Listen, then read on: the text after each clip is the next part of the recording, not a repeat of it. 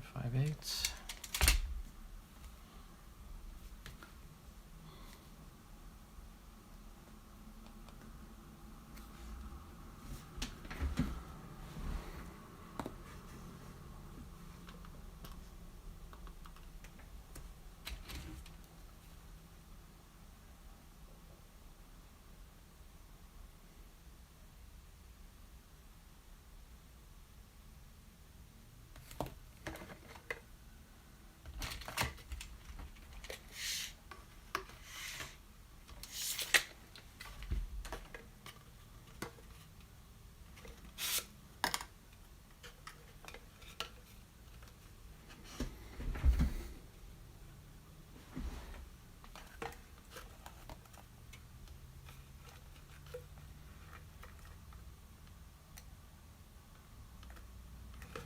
Okay, 18 inches.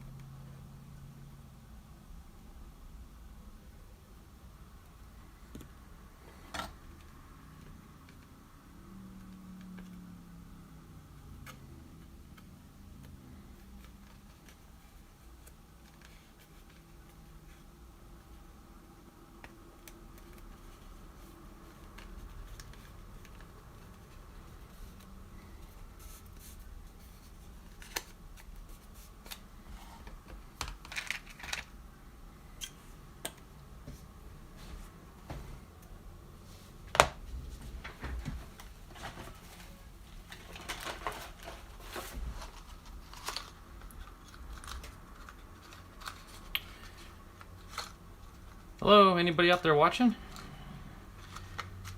I'm not really looking at the chat too much, so forgive me for not looking if you're saying something. I'm definitely going to swap out blades for this little operation.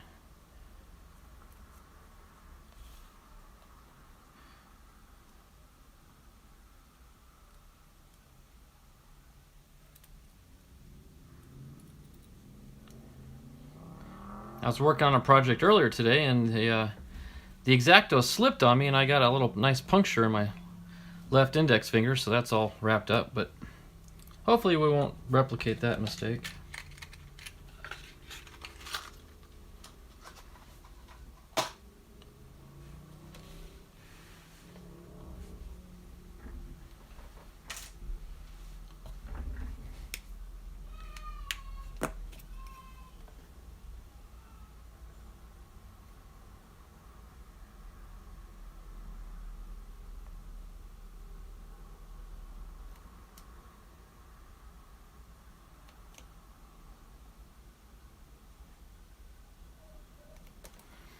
Let me try something here.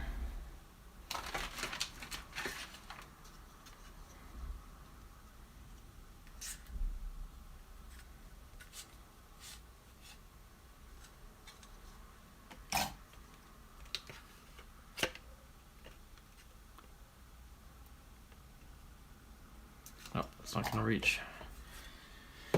Okay, we'll just keep going with the knife.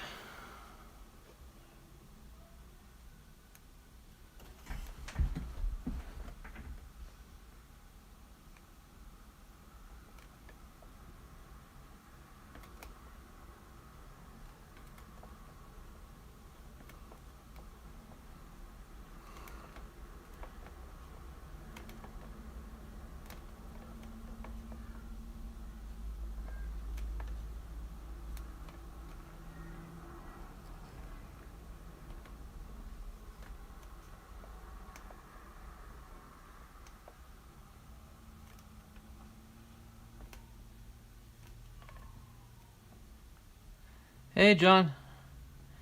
Yeah, rocket surgery. I was talking to a good friend of mine over the weekend, and he had seen the video of this rocket going in, and he goes, "You know, that can be repaired." I said, "Well, yeah, if I've got spare parts, I could fix it, but I didn't have any spare parts." So he said, "Well, meet me on Saturday, and I'll get you some stuff." So he hooked me up with some extra body tube material and a nose cone and a coupler. So I'll show you all that stuff here in a bit. Let me get this. I want to make a clean cut on this tube, so we got something to start with.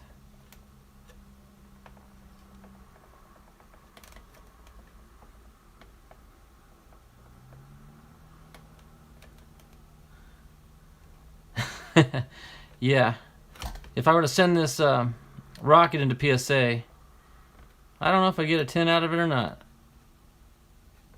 but it does take a lot of patience and precision.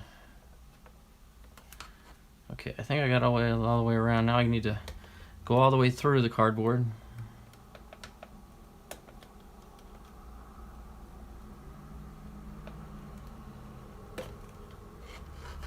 Did you see the video posted of the guy working from home that landed the rover on Mars? No, I watched the NASA press briefing where they interviewed all the team and they showed the latest photos and videos. And I did see one guy that was at home doing a video teleconference, and but I didn't actually watch his interview. I watched long enough to see the photos and the videos, and then I kind of lost interest.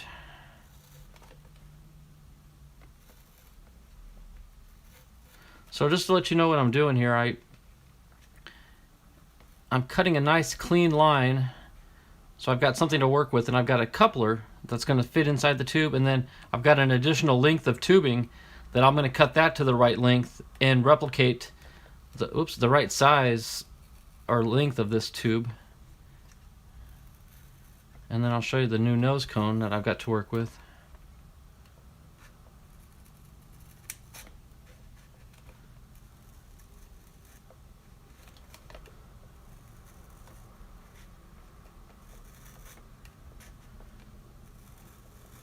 It's like a little mini saw here just going along the line.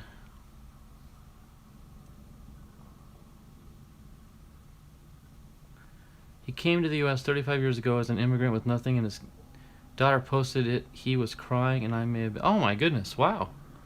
No, I'll have to go and look that up. I'm a sucker for sentimental stuff, so I always like a good story, like an underdog story, and it sounds like he probably was considered an underdog.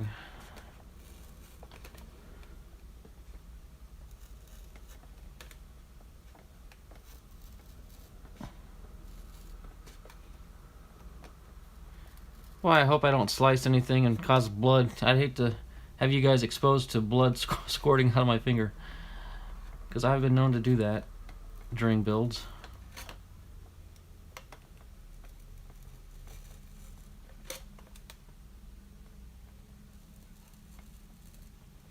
What's making this really tough to cut through is the fact that I've got, you know, like 2 layers of primer, some wood filler in the spiral grooves, then I've got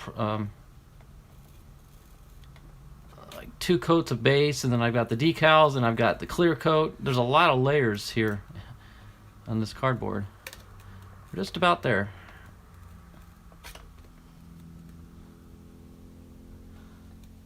Hey, Robert. Yeah, you guys are talking about something I need to see. Was he, is he part of the JPL team? Ah, there we go. Nice. So there's our clean cut. Hope you guys can see that. Fortunately, none of the damage went into this, like, patriotic decal, so I was very fortunate there. So, all right. So now this is garbage. Now one thing I need to do in order to measure how much of the new tubing I need to add, this started out as an 18-inch piece of tubing. So let's see where we're at now.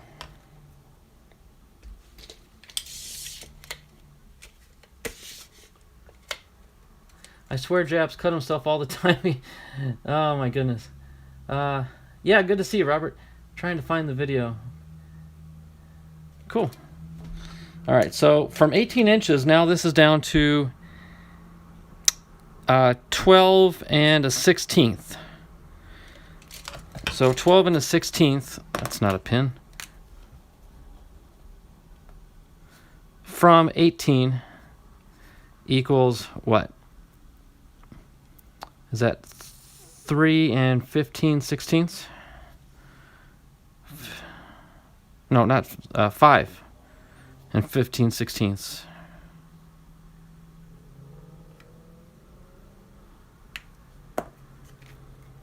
Because remember, not only did I cut out this part, but this is the front piece that had broken off already. So this should be somewhere around 5 and 15 sixteenths.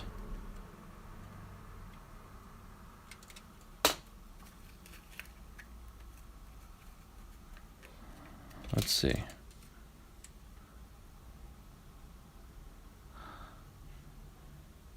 I'm coming up at a little shorter than that.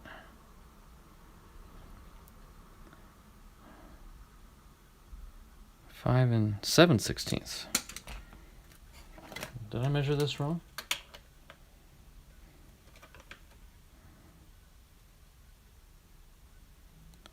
Yes, I did. That's not, that was 9 sixteenths.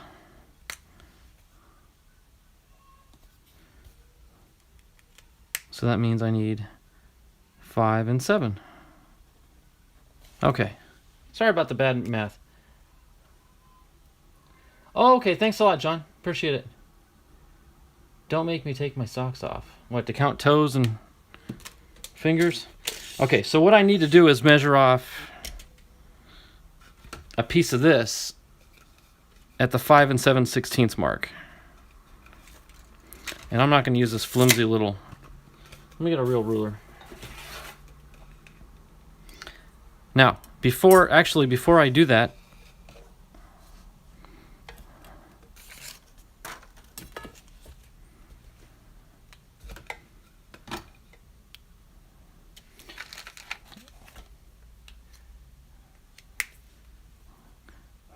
I need to also add the additional length of the difference in the nose cone. You see, the new nose cone is shorter. Look at shoulder to shoulder. Here's the shoulder. That's a good inch shorter, more or less. So let's see what we get. The original was about 6 3/4 to the point. So 6 3/4, and the new one is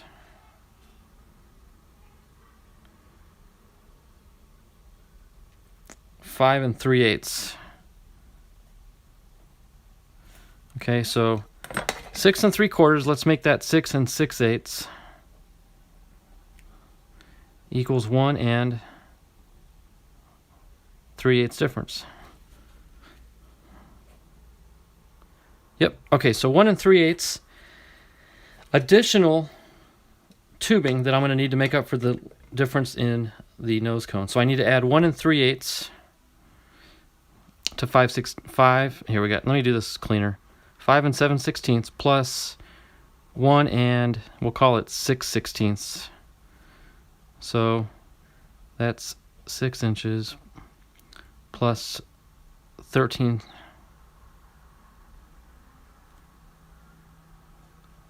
sixteenths. 7 and 6 is 13 sixteenths. All right, so I need to actually cut 6 and 13 sixteenths. So let me measure this off. 8, 10, 12, 13.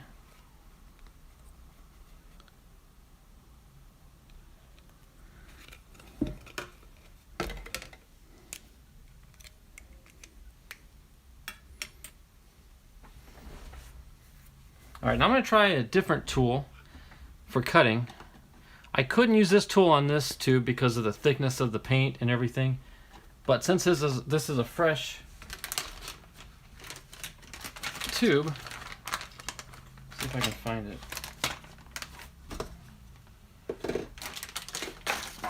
There we go. I've got this cutting tube.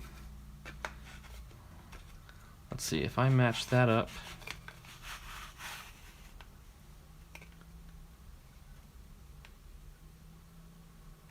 Right on the line there. I've never actually used this before, so this will be a good test to see how it works. That should tighten it on. Yep, that's rock solid. Now I can just make my cut.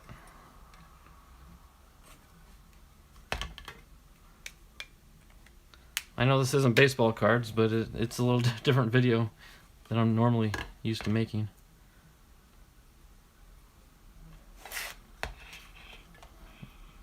Get that out of the way.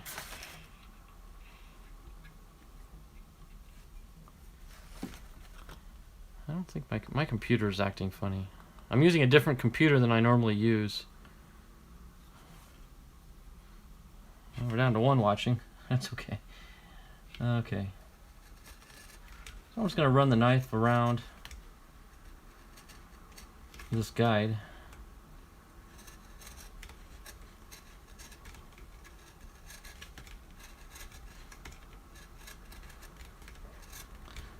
Okay, that's 1 revolution. I'll go a little deeper.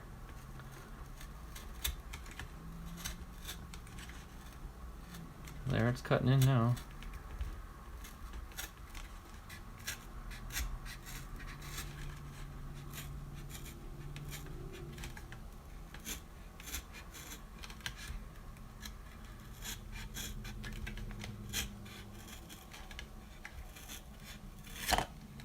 There we go. Hey, that worked pretty good. That's a pretty darn clean cut. It ain't perfect, but it's 99.9% perfect. So, but because there's a little raggedness on it, I'll use that end to join that end, because I'm going to fill that gap in with filler anyway and sand it down, so that's going to work good. All right, so thank you, Mr. Tube Cutting Guide. John's here. I knew John would be here. He wouldn't abandon me. All right, so now this nose cone and the new piece glued onto that will equal the same length as the original Patriot. The only thing I'm going to be lacking is the decal up front. That's the only thing really that's going to look different about it.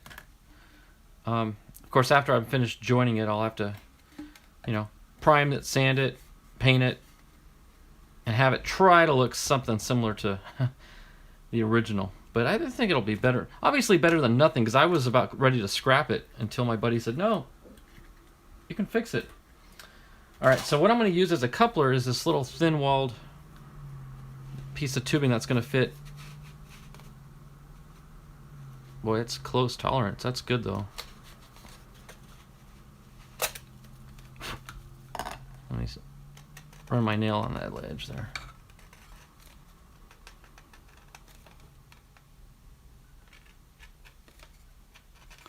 Forgive me if I pull this off camera. A lot of times when you're doing projects, you know, you like to pull things in close to your face so you can see them. And I forget that takes things off camera sometimes. There we go. That did the trick. So that coupler will glue into there. And then this end will glue. Let me do the same here.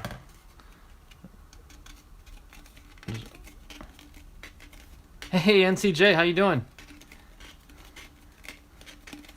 I know you're like, what are you doing? This isn't baseball cards, but it's something fun. I thought I'd do a live stream. There we go. So that's gonna fit right on there with epoxy, and we're gonna be good as new. This is actually gonna work. Heh. All right. So I need to make a mark on the coupler. I believe it's a 4-inch. Is it 3-inch? No, it's a 3-inch. So I'm gonna make a mark at the 1.5-inch line.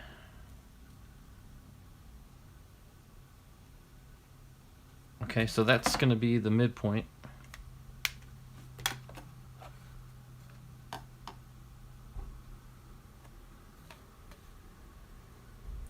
You know, one thing I want to do before I get too far into this, I want to get, there's a cord inside the body that is for the shock cord, and I want to get it out of the way so it doesn't get caught up in the epoxy. I'm going to run it out the back end. So let me remove this.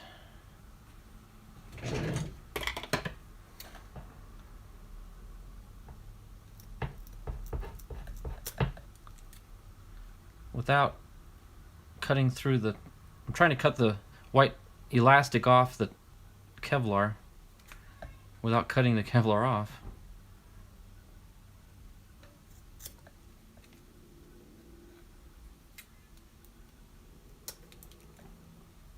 There we go.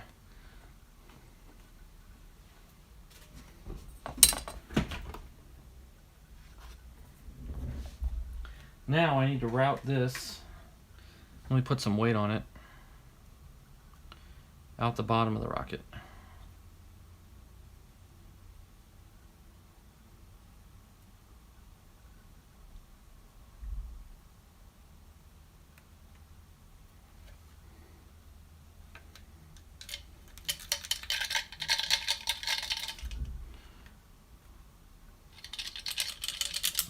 There it is. So see there, I was going to pull it out the back end, so now there's no chance of it getting caught up in the glue on the front end. Alright, let me get my epoxy out and we'll start mixing it up.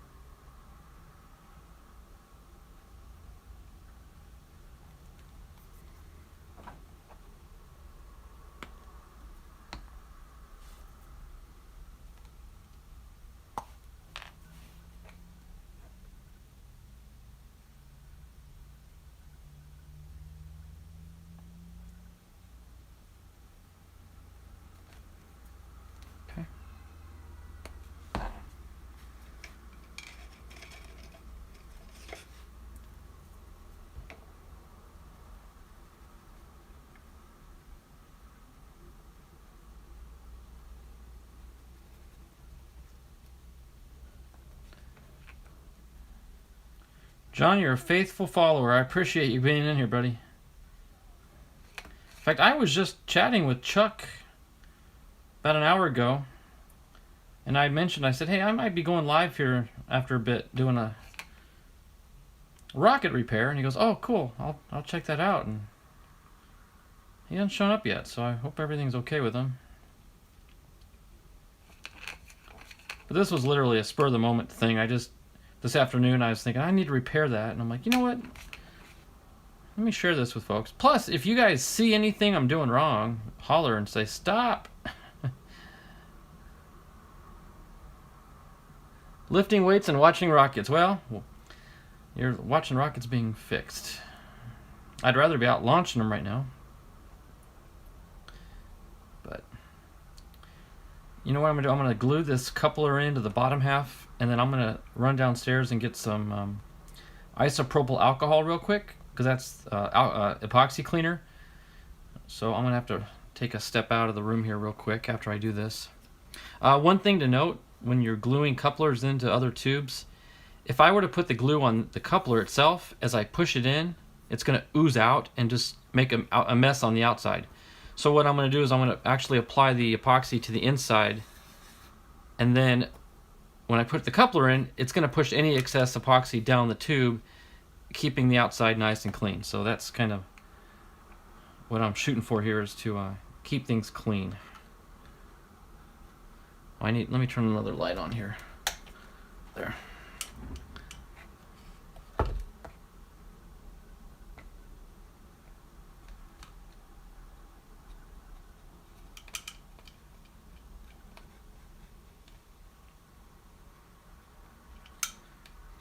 I'm lifting weights now too, John. They're just very, very lightweight.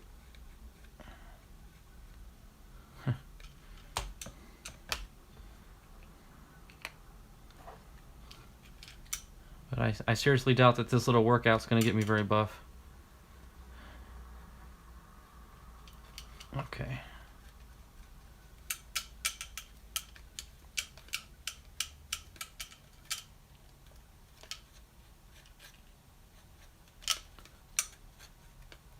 We'll do this in two parts. I'm going to do the bottom half and then let it set, and then I'm going to make another batch of epoxy for the top half.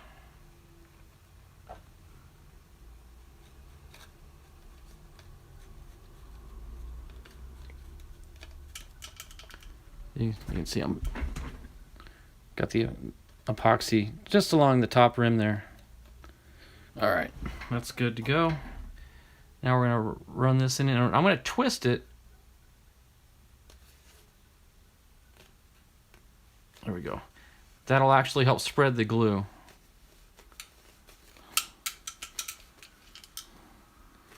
Up to the line. Okay.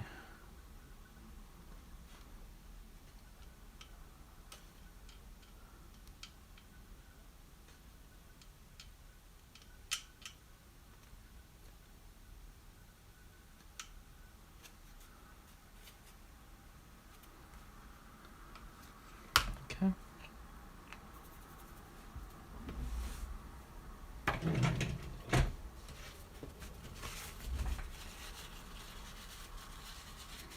I'm going to see if I can spread the glue a little bit down there. It's kind of making a little runny bump. Let me.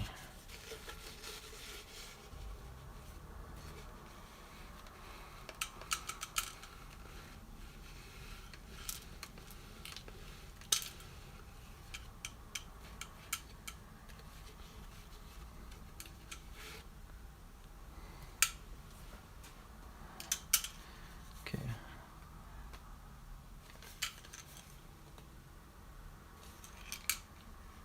There we go. That looks nice and clean.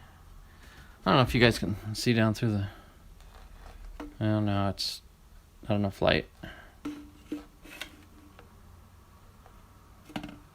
Yeah. Just trust me. Oh, there's a little bit you can see the edge there. Okay. So I'm going to let this sit for a second, and I'm going to run downstairs. Oh, look at that. That's already getting thick.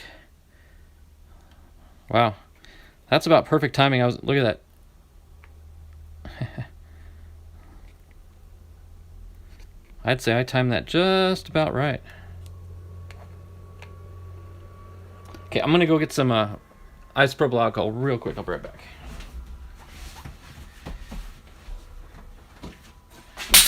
Yikes. Don't drop a metal ruler on a wood floor.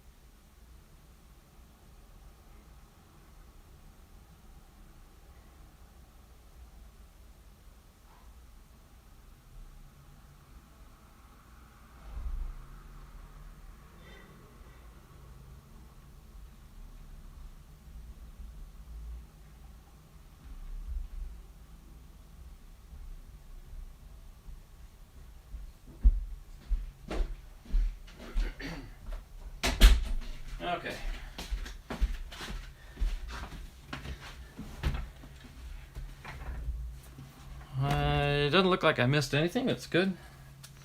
John's still lifting weights. I went off to get some parts.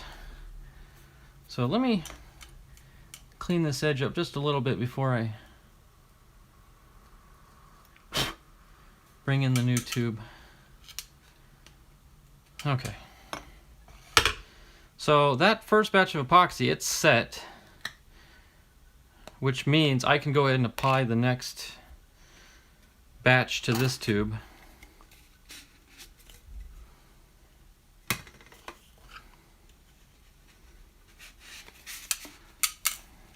Yeah. And like I said, before I paint it, I'm going to fill in that little gap with filler, so that's not going to be an issue.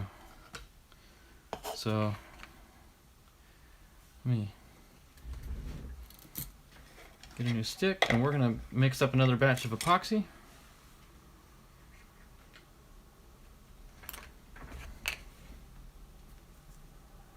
Hey Chuck, how you doing? Oops. Long time no see, Chuck. I literally went on just moments after our study. Ran downstairs and grabbed a few tools that I needed. But I think it's going to work out pretty well, this repair. What I did was I took, if you were to go back to the beginning, you can see where I took the old tube, the body tube, and made a clean cut at the top where it had been ripped off. I made a nice clean perimeter cut. And Chuck, or Jonathan can attest to this. I was measuring and doing math and fractional math and all sorts of, trying to get the right length of tube cut. But then what I did was after I got the nice clean cut, I inserted this red coupler tube and epoxied it in about 1.5 inches in. And I've got some new clean tube that I'm going to glue on the other side of the coupler. And that's going to give us our original tube back. And this was the broken nose cone. This is the new nose cone. You can see it's quite a bit shorter. So I had to take that into account and add additional length to the coupler to make up for the loss of length in the nose cone. So I could literally say this is turning into rocket science, and I'm not kidding. So, but let me mix this batch of epoxy. This is just 6-minute epoxy, so it sets pretty quickly. Oh, you're talking to Roger. That's good. I know he mentioned to me earlier in the week. As you know, he's a coworker of mine, so we talk. But I don't want to pester him about it. You know, I said this is your Bible study. They're your followers and people who. I said I'm not going to get too involved in the middle, so I don't ask too many questions. But he did say that he wanted to reach out to you and SSP too. I don't know where he was tonight. He didn't make it, and Desmond wasn't there either. So I hope everything's going all right with those. Those guys are both in Arkansas, and I know Arkansas got hit with the weather pretty bad. So I hope they're doing okay and they got power.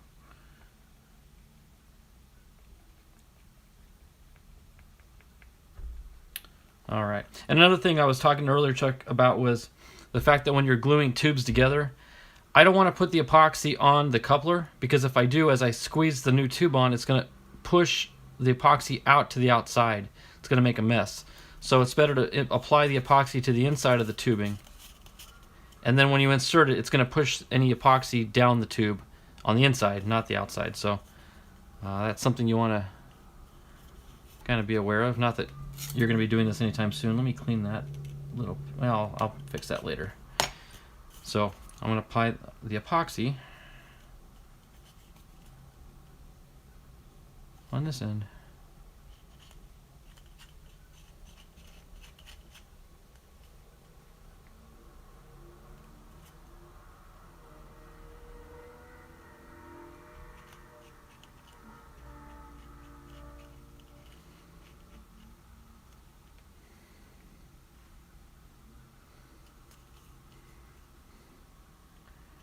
I hope everything went well with your conversation with Roger. It's not my business, but I hope it was a pleasant conversation. You guys got to know each other a little better.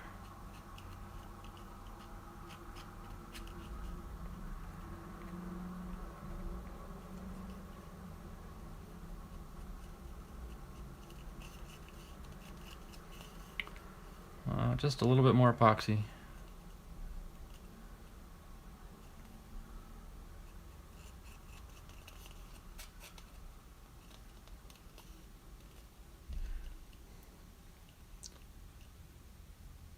Oh yeah, okay. I mentioned that before. That's right. It seemed to work. Did you ever see Amanda Grace, the Ark of Grace Ministries? No, I've never heard of that. Amanda Grace, the Ark of Grace Ministries. Never heard of it. She's live. No, she's on. Okay, she's a YouTuber, I guess. I don't really follow. Put this delicately. Female preachers, if that's the safe thing to say. Good conversation. That's good. Roger's a great guy. Roger is the real deal. All right, so I'm just going to insert this, and you always want to twist. That way it helps spread the glue.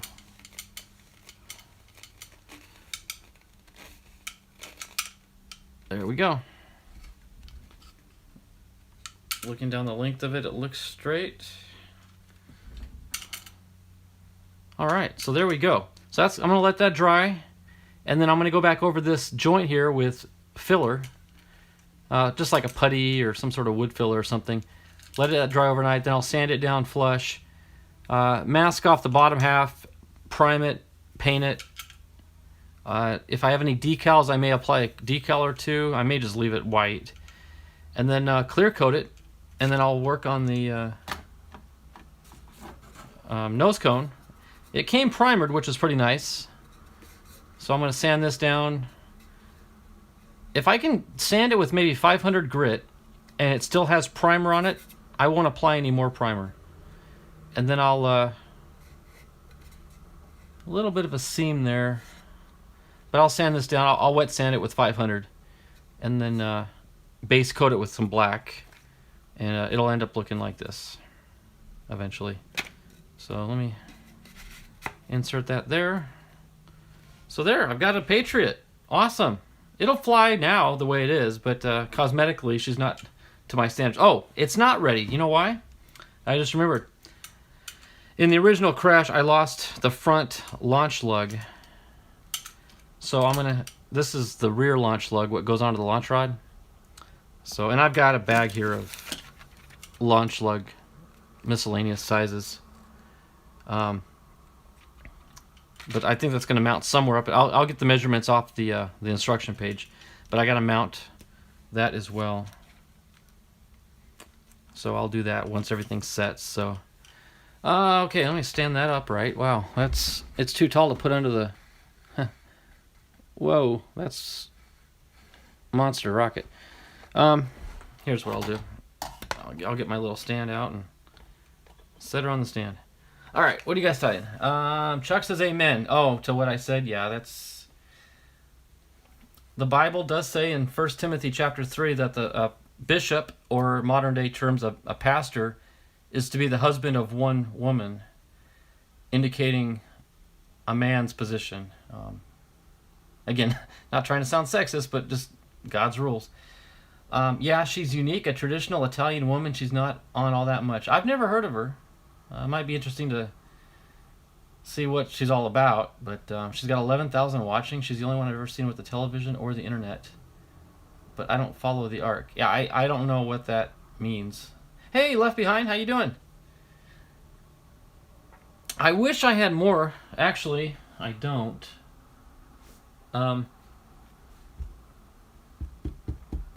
Actually, I do. Let me show you guys some little project. I'll show you what I was doing when I hurt my finger earlier today. Let me set the Patriot aside, and I'm going to show you what I was doing, and I've got to do it some more, so I'll need to be careful with my finger, but let me show you something.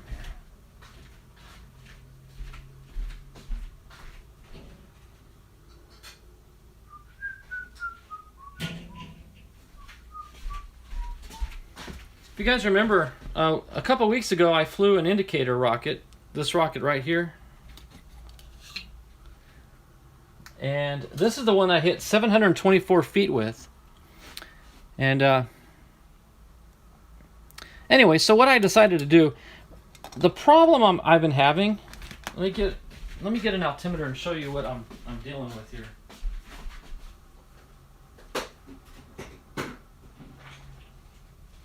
So the way I measure my altitudes in my rockets is by running an onboard altimeter.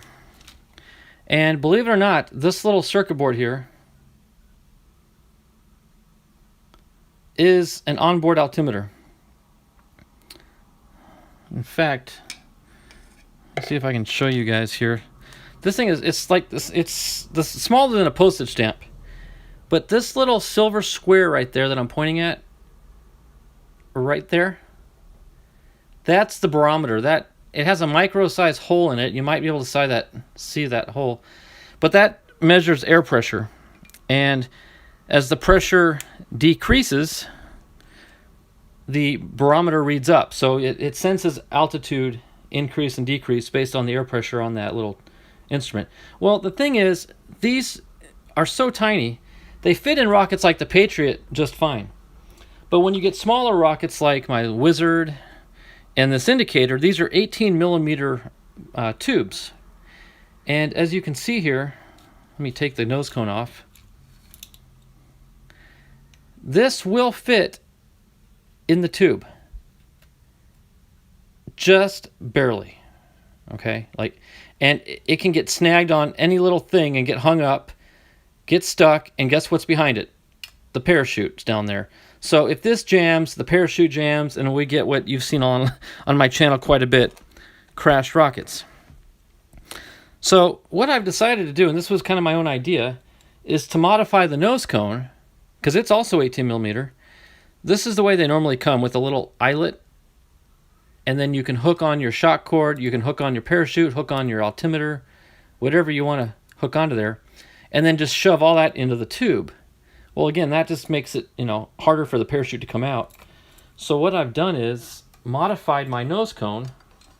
This is the new nose cone. This is how they come. And then you'll have to glue that in. Well, before I glue those in now in the future, I'm going to do this. I'm going to cut hold this side by side here.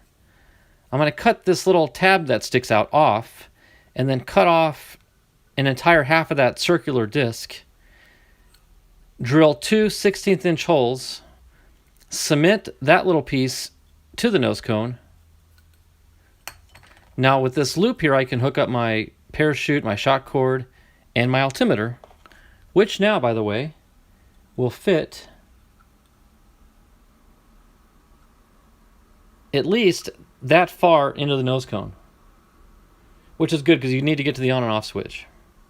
So by mounting the altimeter in the nose cone, I've now freed up that space. I've already done it to this nose cone, but I've freed up that space down the tube for the shock cord and the parachute and anything else. So I'm having to go back and modify all my 18 millimeter rockets with different, with the new nose cones. So I purchased a couple new nose cones if I'm not able to modify. And what happened, the way I cut myself earlier today was cutting this one.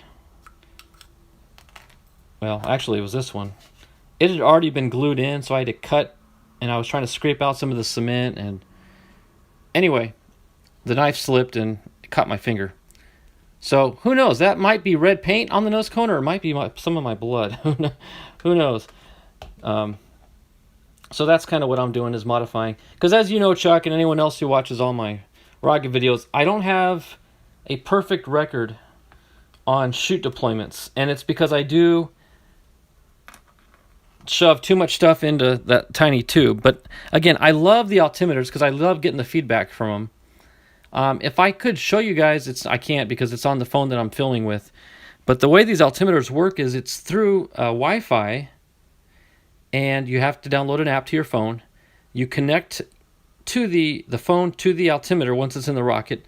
You arm it while it's in the rocket, and then on the ascent, you can actually read the screen on what your altitude is, and it gives a lot of other information, how long it coasts to apogee after the motor is shut off, and what its descent rate is, and the duration of flight, all sorts of technical data that nerds like me just love to download. But anyway, so that's what I'm dealing with there. So that's one project. I've got the Wizard I've still got to do, and my little Viking, which is that little yellow and green one, I've still got to do it as well. But I'm glad I got the indicator done. I definitely want to launch this again. I don't know if I'll be able to break the record of 724 because I put the largest motor that I could possibly put in it, and so I don't know how I'm going to get any more power out of it. Sorry, I'm missing a lot of chat here. Wow, all that stuff in the Nosecone. Well, the only thing in the Nosecone is going to be the altimeter. Everything else, parachute, is going to be about here. And then I've got the protective wadding, which is a special paper it's fireproof paper that you jam down the tube. So when the motor explodes forward and blows the deployment charge forward, the flame of the fire doesn't catch your parachute on fire because that insulation in the middle absorbs the flame. But the gas and the pressure continues to push forward, popping the Nosecone out, and then, of course, everything else comes out with it. My nephew and cousin several years ago bought a GoPro camera and sent it up on a balloon. Wow. It stopped recording above 80,000 feet, but other people... My goodness.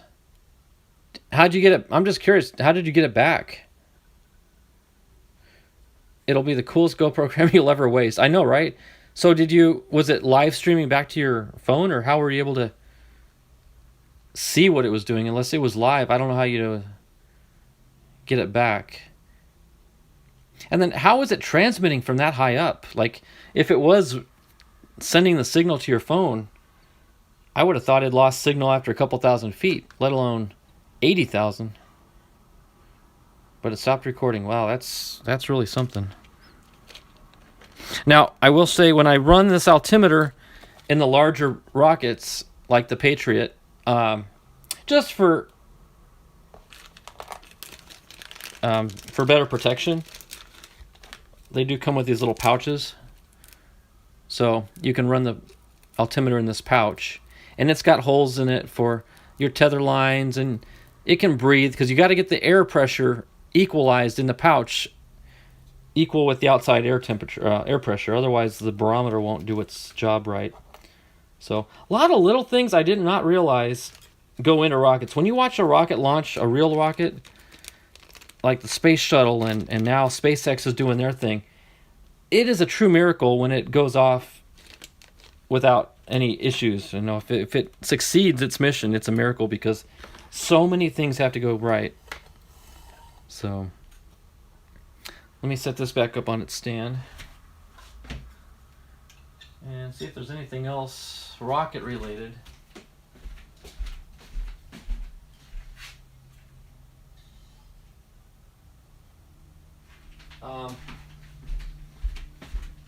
I know Chuck will be happy to see this.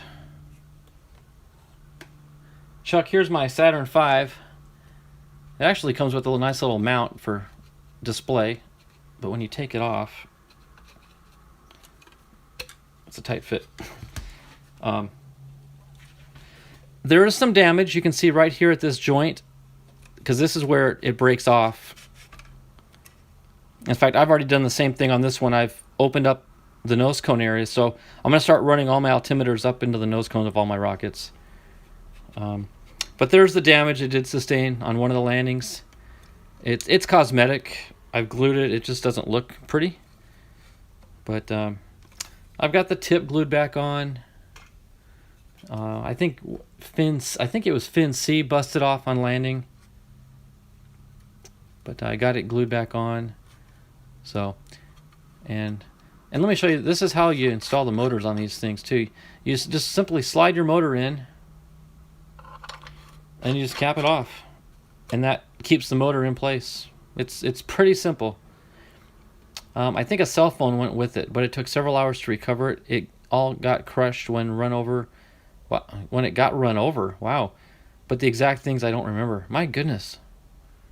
It flies up to 100,000 feet or 80,000 feet, and it comes down and gets run over.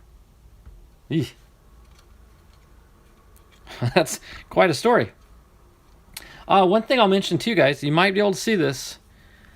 I'm going to have to drill some new holes, actually, because I'm going to run the altimeter up in the front. I'm going to have to drill some new holes. But if you look real close, here, let me point it out to you. See that little hole right there? Little 16th inch hole. And then there's another one there. And there, I think I've got 4 of them all the way around the rocket. Yep. So those are just holes that I've drilled through the body into the inside.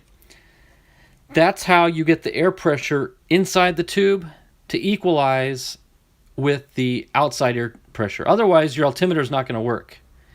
If you seal the altimeter in a sealed tube with no air way for the air to escape or enter, it's going to maintain the air pressure that it had when you sealed it up. So it's not going to read your ascent or your climb out. But with those holes, now you're allowing outside air pressure to enter into the tube, equalize with the outside air pressure, and that's how the altimeter is going to be able to read what the outside air pressure is. So some YouTube videos can teach one how to make them. That's cool, NCJ. I'm not probably going to ever do that because I don't want to risk losing a high dollar GoPro and even, I guess, the cell phone that had to go in it. Too big a risk for me, at least right now. With the luck I'm having with rockets, I need to minimize my risk. So, but that is a cool idea. That is pretty neat. All right. Okay, so let me set the Saturn back.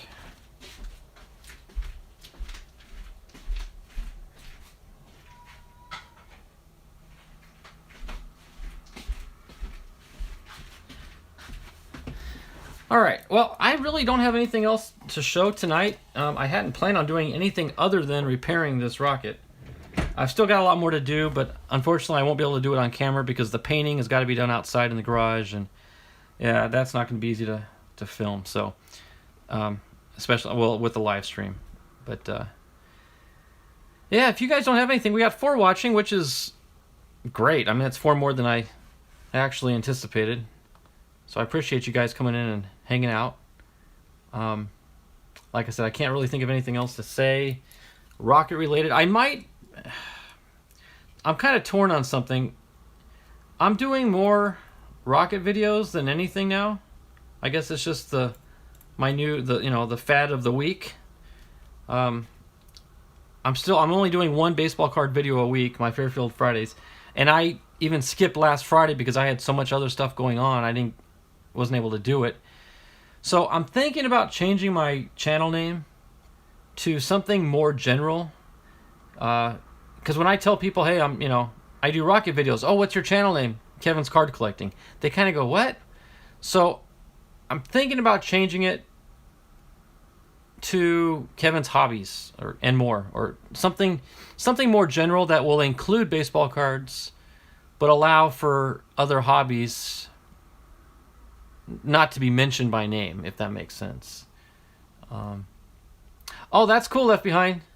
That's cool. Yeah, the Fairfield Fridays are fun, but they're just not the same. They're not the same as... I got spoiled on your Carefields, I must admit. But that's awesome. I do look forward to that. Let me know so I can kind of be on the lookout. No, I do appreciate that. Your Carefield products really do support my channel. That really gives me good content, and man, it's a lot of fun to go through and open. After it's above 40 to 50,000 feet, it's obvious the Earth isn't flat. Okay, NCJ, I'm glad. Okay, you just reminded me of something. I sometimes I get kind of preachy on my channel, and some of you appreciate it, some of you may not, and to each his own. I'm not judging. I just say it as I see it. But about 2 years ago, I was the adult Sunday school teacher at my church. And we had a curriculum that we were given, a little guidebook, and every week we'd teach out of the lessons. And typically we would teach through a book, like we'd go through the book of Genesis, and then the next quarter we'd go through Exodus, and we'd just kind of go through the Bible. And we'd jump around from New Testament, Old Testament. Well, I don't remember what the topic was. It was an Old Testament book, I believe, and it might have been on the drier side of things, if that's safe to say. I don't mean to insult the Word of God, but it wasn't the most exciting topic. So what I decided to do as the teacher was maybe the first 5 or 10 minutes of class, teach something more scientific or something more exciting or more attention-grabbing. So I would teach about different conspiracies, and I know John Huntsman would love this, but I would teach on different, I would teach about cults and these cults that pretend to be Christian, but they're not, and here's why, and how you know they're not Christian. And one Saturday evening, I was prepping my Sunday school lesson. I said, okay, God, give me a topic for the first 5 minutes, just something off the wall.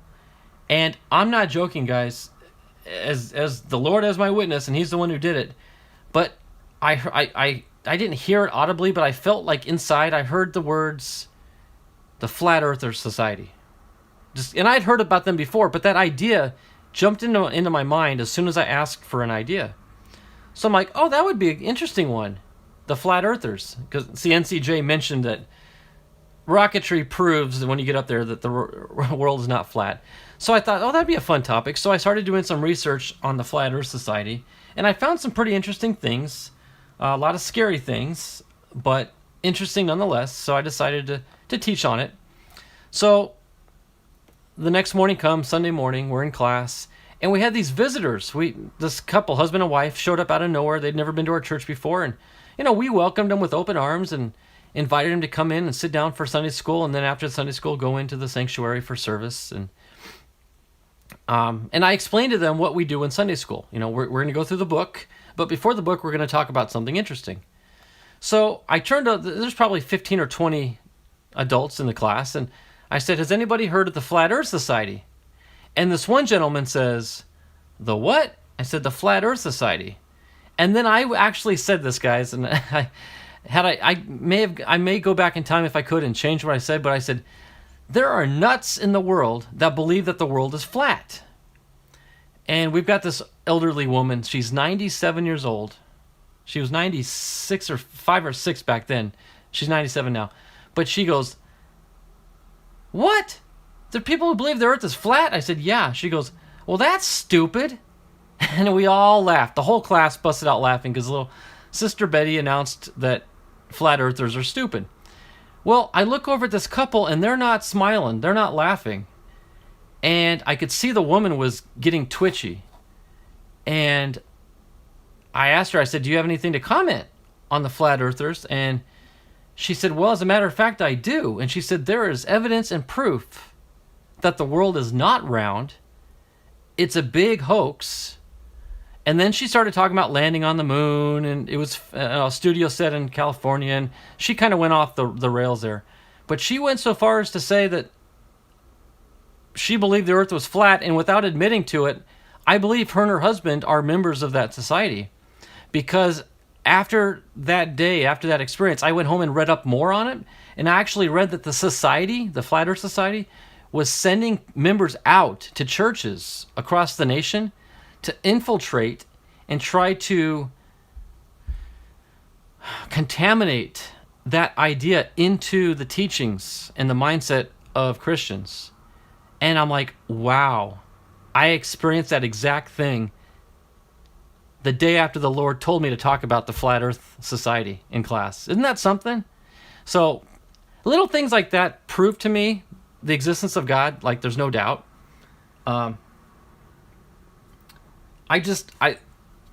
If you guys really open your eyes and look around and not be absorbed in the little world around you, you can start to see God everywhere. People say, if I could see proof of God's existence, I'd believe. Well, open your eyes.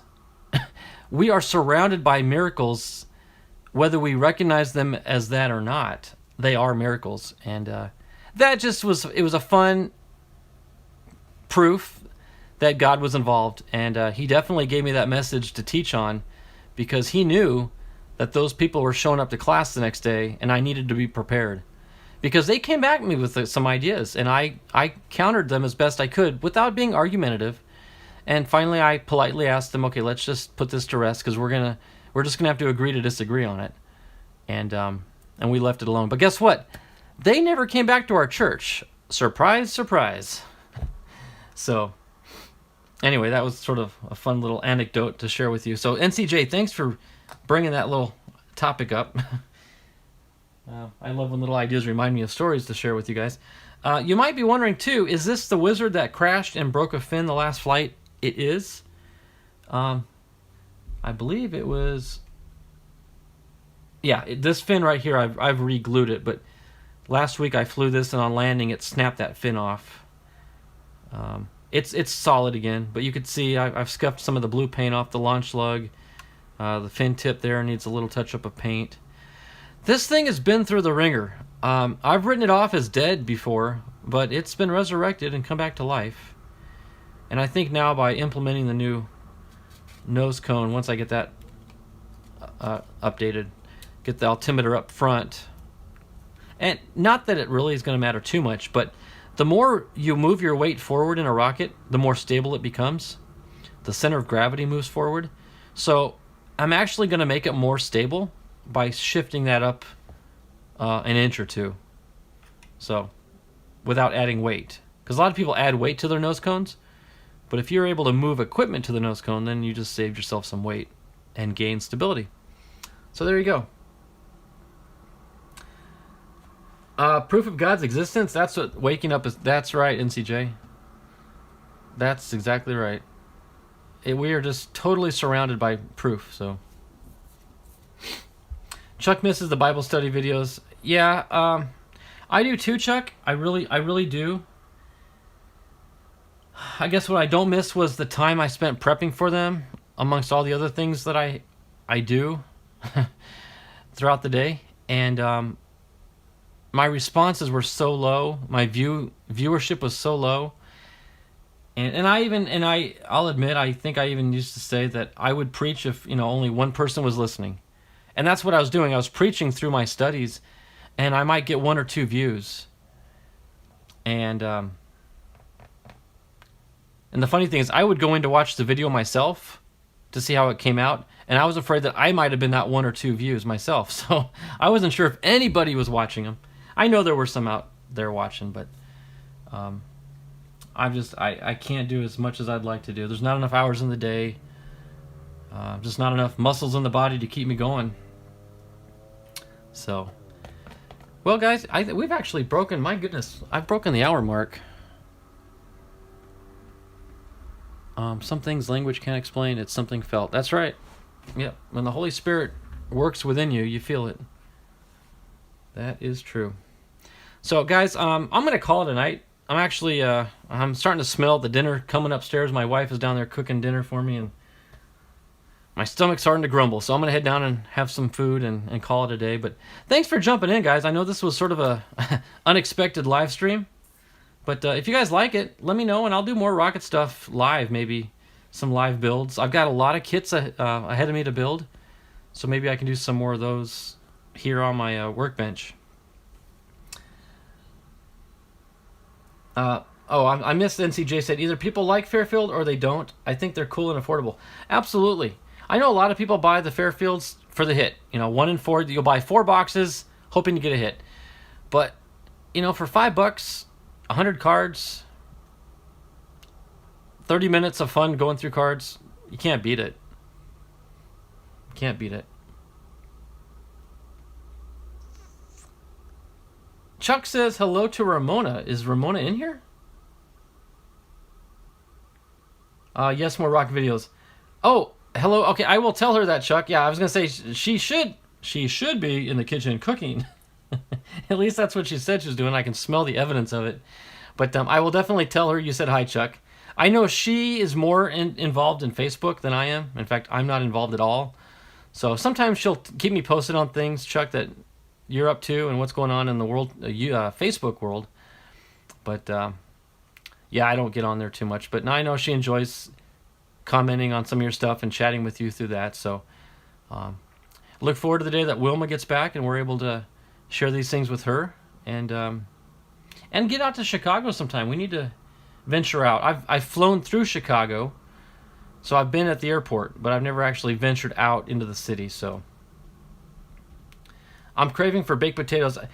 Guess what I had it last night for dinner, NCJ? I had steak, asparagus, and a baked potato. It had chives, sour cream, salt and pepper. It was missing bacon bits. Now that I think about it, I could have had some bacon bits. But anyway, maybe next time. So, well, I'm going to put this wizard down before I break it. And I'm spinning it around, banging it around like a drumstick. The Patriot, it's solid. The glue set well. Like I said, I'll get that filled in, primered, painted, and I'm sure you'll see some sort of seam line at some point, at some angle, probably, but from a distance, you'll never know. So, thanks to my good friend Dave. I didn't even say his name, but Dave, if you ever watch this, thank you again. Seems to have worked out quite well. And she'll be airborne before you know it. I definitely need to run a different motor in this. I was running a C65. The C motor gets it up not as high as I'd like, but high enough where I should be safe. But the 5-second delay, that's what the motor means, C65. In fact, I think I even have the motor right here. Where's it at? Yeah, this is the motor I ran in it, guys. This is the spent motor. But see where it says C65 on it? C is the size of the engine, 6 is the force or the thrust, and the 5 is the number of seconds in delay you have from the time the motor quits burning until it ejects a power charge out the front end, which deploys your parachute. Well, what happened was the rocket went up, it shut off at the right time, and then it coasted. Well, during that coast time, it arched over and nosed into the ground, and you could count the seconds. 1, 2, 3, 4, and before it hit 5 seconds, she nose planted right into the ground and broke. They make a C63 motor, which is a 3-second delay. So in the future, I'm going to run a C63 and hopefully get that parachute to deploy before my new nose cone makes an unexpected impact with the Earth. So that's the plan there.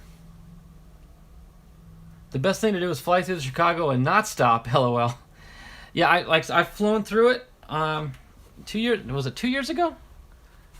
Or 3? 2 or 3 years ago, we flew through Chicago. We had like a 2-hour layover, which wasn't too bad. But one of these days. So, all right, guys, I'm gonna call it. I love chatting. That's why I keep procrastinating. But I really do need to go before my wife poisons the food. So, alrighty, I'm going to call it. Thanks again, guys, for jumping in and sharing this impromptu live stream. More to come, I promise. And for Fairfield Friday this week, I do have a new product I actually grabbed the other day. Actually, my son grabbed it for me as a surprise, so I'll open that up on live stream too. So we got some baseball card stuff coming, guys. Don't worry. All right, until next time, we'll see you later. God bless. Good night.